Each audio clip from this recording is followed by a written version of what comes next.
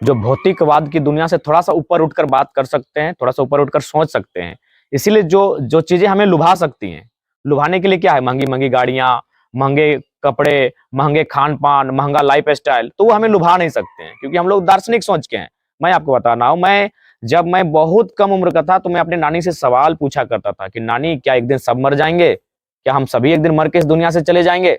तो मेरा जो माइंड सेटअप रहा है वो हमेशा दार्शनिक माइंड सेटअप रहा है। तो ये भौतिकवाद, ये चकाचौंध जिस कारण आज ये लोग पैसा लूट रहे हैं, वो चीजें हमें कहीं ना कहीं अपनी ओर खींच नहीं पाएगी। ये हमारा एकदम सॉलिड माने स्ट्रेंथ है हमारा, और हम इस बात के लिए हमारा जो वचन है, एकदम हम वचनबद्ध हैं। और जहां तक बात आई पॉलिटिकल्स की, आज जो लीडर्स हैं, वर्तमान सांसद की बात करें या पूर्व सांसद की बात करें, इनको गिरिडीह के लोगों ने बड़ी उम्मीद के साथ चुना। अब ऐसा नहीं कि उन्होंने काम नहीं किया, बिल्कुल किया है। हर गांव में, हर एक प्रखंड पंचायत में इनके बोर्ड आज भी हैं, लेकिन वो सड़क का बोर्ड है, वो किसी जल मीनार का बोर्ड है, वो किसी योजना का बोर्ड है। अरे भाई, उससे ऊपर होता है कि आप हमारे भविष्य के बारे में क्या चर्चा की। अगर सड़क ना रहे, हमारा जीवन यापन हो सकता है, लेकिन अगर हमारे पास रोजगार का साधन, हमारे पास खेती बाड़ी ना रहे, तो शायद जीवन यापन नहीं होगा। तो उस पर इन्होंने क्या चर्चा किया, हमारे फ्यूचर को लेकर इन्होंने क्या चर्चा किया। आज अगर मैं पूर्व सांसद की बात करूं, तो वो 5 बार सांसद रहे, लेकिन उन्हें कभी फुर्सत नहीं मिला कि गिरिडीह के लोगों के बारे में सोचूं। तो उन्होंने किसके बारे में सोचा? अपने पुत्र के बारे में सोचा। खुद 5 बार के सांसद और अपने पुत्र को टुंडी से विधायक लड़वा दिए, हालांकि सेकंड स्थान पर रहे। यानी उनको चिंता किसकी है? अपने पुत्र की है। 5 बार का सांसद रहने के बाद भी कई सैकड़ों गाड़ियां उनकी कोयल्स माइंस में चलती हैं, उसके बाद भी उनको चिंता है अपने पुत्र की। अब बात करते हैं वर्तमान सांसद की। लगभग 3 बार शायद विधायक रहे, उसमें एक टाइम पीरियड में, या 2 बार मंत्री भी रहे। आज वो सांसद हैं, लेकिन उनको भी चिंता किसकी हुई? अपनी धर्म पत्नी की। उनको रामगढ़ से विधायक बना दिया। इनको चिंता करनी थी झारखंड के भविष्य के बारे में, लेकिन उन्होंने चिंता किसके लिए किया? अपने परिवार की, और अपनी पत्नी को भी वहां से विधायक बना दिया। तो भाई, ये चीजें तो बता रही हैं कि कहीं ना कहीं अपने स्वार्थ के प्रति कार्य किए हैं। हाँ, कुछ कार्य इनकी मजबूरियां हैं। अगर कुछ गांव में इनके शिलापट्ट नहीं होंगे, इनके उद्घाटन नहीं होंगे, तो लोग कैसे जानेंगे? कुछ अगर फीता नहीं काटेंगे, कहीं चाय की चुस्की नहीं लेंगे, किसी की बेटी के विवाह में नहीं जाएंगे, तो लोग कैसे जानेंगे? इसीलिए मजबूरी में, मैं दिल से कहता हूं, ईमानदारी से कहता हूं, ये लोग मजबूरी में 2-4 काम किए हैं। अगर मजबूरियां नहीं होती और ये लोकतांत्रिक भारत नहीं होता, और जिस पर मीडिया आज हमसे सवाल पूछते, सवाल करने वाला भारत नहीं होता, ये अगर राजाओं का भारत होता, तो ये पूछते नहीं जनता को। आज समझ सकते हैं, 5 बार का एमपी, लेकिन चिंता है बेटे की। 3 बार विधायक, 1 बार एमपी, और चिंता है पत्नी की।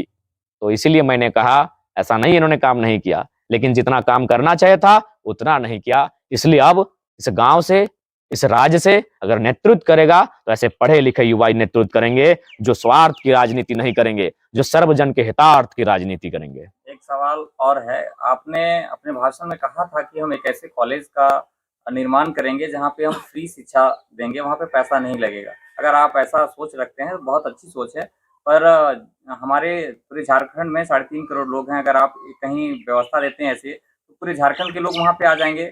नहीं, देखिए, पॉसिबल नहीं है। उसके लिए सीटें होंगी, उस क्षेत्र के लिए प्राथमिकता होगी। देखिए, एक बात बताइए, अगर पूरे झारखंड के लोग चले आएंगे, फिर वो अपने एमपी को भूल जाएंगे ना, वो अच्छा काम किया है, बुरा काम किया है। अगर हम गिरिडीह में बेहतर काम करेंगे और गिरिडीह के लोगों के लिए वहां जब काम होगा, तो हजारीबाग के लोग अपने एमपी से सवाल करेंगे कि जब गिरिडीह वाला बंदा कर सकता है, तो आप क्यों नहीं कर सकते हैं?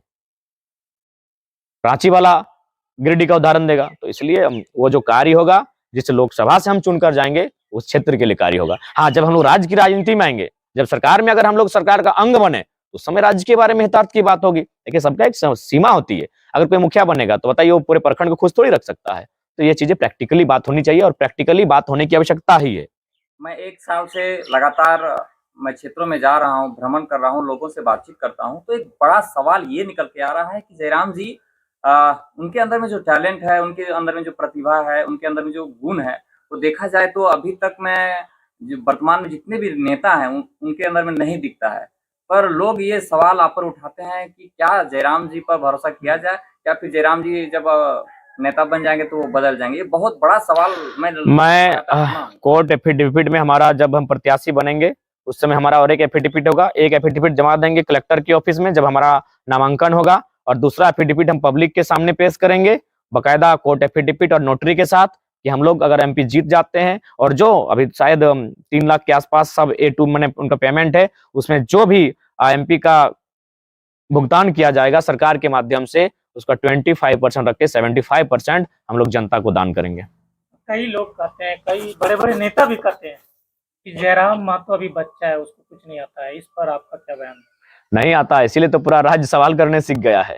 आज हमको 23 साल, मैं झारखंड की राजनीति के 23 सालों से एक सवाल करता हूं, क्या कभी भी आज तक किसी भीड़ में कि कोई एमपी का प्रत्याशी आपके गांव में प्रचार करने के लिए आया, आकर कहा कि हमको वोट देना है, आकर कहा कि हमारा चुनाव चिन्ह ये है, आकर ये कहा कि हमारे नेताजी वो हैं, उसके बाद किसी ने माइक लेकर सवाल किया हो? मैं 23 साल के झारखंड को चैलेंज कर रहा हूं, कभी नहीं, ये माहौल कभी नहीं था। आज जयराम महतो केवल एक प्रत्याशी है, अभी जीता ही नहीं, एमपी बना भी नहीं है, लेकिन हमने ये माहौल दिया कि जिसको वो चुन रहे हैं उससे सवाल कर सकते हैं। और लोग हमसे सवाल करते हैं, माइक में सवाल करते हैं, तीखे सवाल करते हैं, गंभीर सवाल करते हैं, अरे पानी पानी कर देने वाले सवाल करते हैं, लेकिन मैं मुस्कुरा कर उन सवालों को उत्तर देता हूं। ये व्यवस्था हमने बहाल की है। अरे बच्चा ही सही, कच्चा ही सही, लेकिन खेल तो तगड़ा खेल रहा हूं सरकार।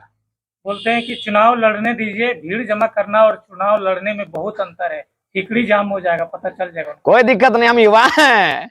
ओ भाई, हम युवा हैं, फिर से खड़ा होंगे। वो क्या कहते हैं ना, तेरे गिरने में तेरी हार नहीं, तेरे गिरने में तेरी हार नहीं, तो इंसान है कोई अवतार नहीं। गिर उठ चल, जिंदगी छोटी है विस्तार नहीं, तेरे गिरने में तेरी हार नहीं। लास्ट सवाल, किन मैनिफेस्टो के साथ चुनाव में उतरिए?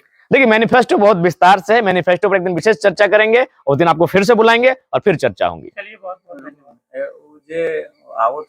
लोकसभा चुनाव में आपकी पार्टी आ रही है, अगर दूसरे पार्टियों की बात करें तो बड़े बड़े स्टार प्रचारक रहेंगे उनके, और मैं आपसे जानने का प्रयास करूंगा कि जेबीकेएस के कौन कौन स्टार प्रचारक में आएंगे। जेबीकेएस की यही खासियत है वो कि वह मिट्टी से गांव के बेटे को स्टार प्रचारक बनाएगी। ये क्या आप समझ रहे हैं? हमारे बीच जो मोतीलाल महतो बैठे हैं, दीपक रवानी बैठे हैं, कम है किसी से क्या?